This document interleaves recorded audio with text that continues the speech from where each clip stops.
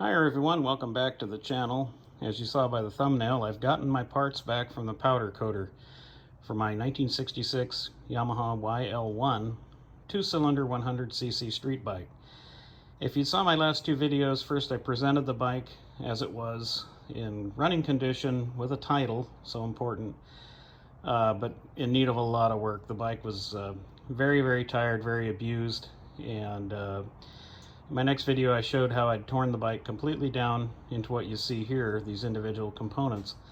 I sent them off to my powder coating shop about 3 weeks ago and went on a little vacation, came home, and got a call that these parts were done. And I had the blue parts redone in their original blue color, the silver redone in its original silver, and I actually went with an ultra chrome powder coat on the parts that were chromed.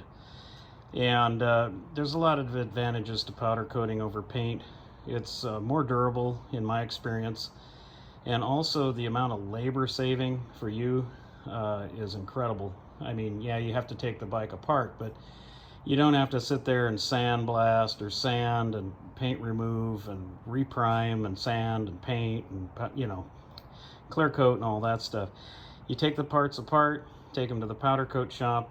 My particular shop has over 750 different colors, including chrome, and I decided to go with that. You basically just drop the parts off and wait for them to call and tell you to come pick them up.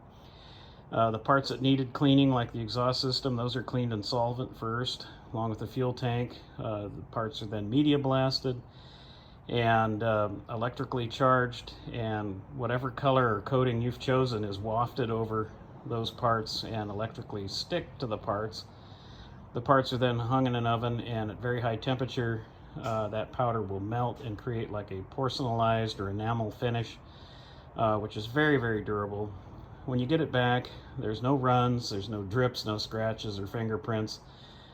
Everything is perfect throughout. The thickness, the color quality, everything is completely consistent throughout the bike. And when you come to reassemble the bike, it is so nice to reassemble a machine that's completely clean, and the parts are completely clean.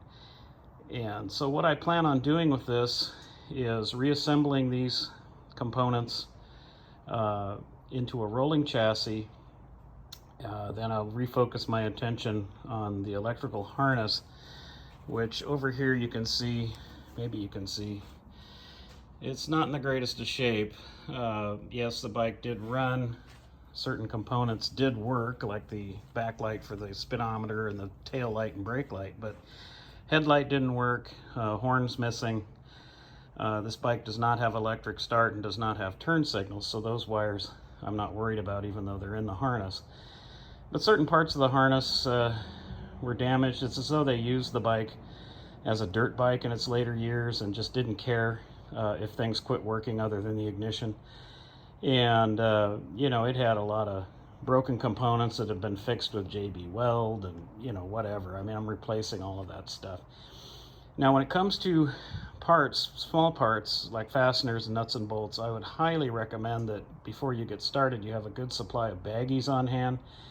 Put those individual parts in their own baggie with a notation as to where they go, because when you reassemble this type of thing, it goes so much more quickly if you can just grab the parts and you know exactly where they fit.